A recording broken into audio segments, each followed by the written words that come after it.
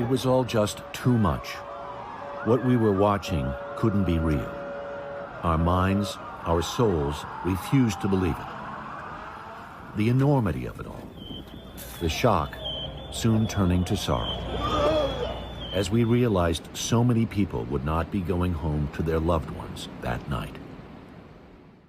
The grief was uncontainable. The missing, the unaccounted for, their pictures and the pleas that accompanied them were cries for help. He's my best friend in the world. He was a great dad and hoping he could still be a great dad. If not, we love you, Roland. And expressions of hope that somehow, some way, the unthinkable had not happened. There was heroism in the air that day, the way the passengers and crew refused to let the terrorist turn a plane above Pennsylvania into a bomb.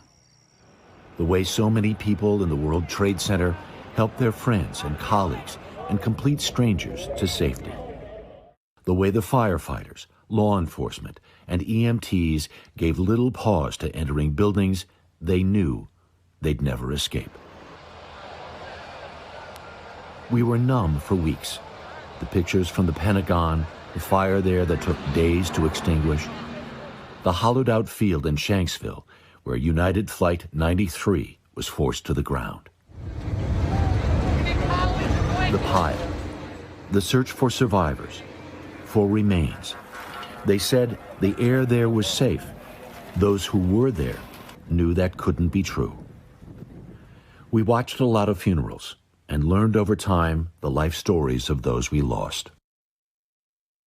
And as the accounts of selflessness poured forth, we were inspired. We were in awe. How, we wondered, could they have done what they did? As heinous as those acts of terrorism were, what resulted was the opposite, we think, of what was intended. For a good long while afterwards, it felt like we were a United States. It was a great thing, the idea that there's more that unites us than divides us. God bless America. So as the bells ring this morning, as prayers are offered and names read, perhaps we'll all do well to stop and listen and remember.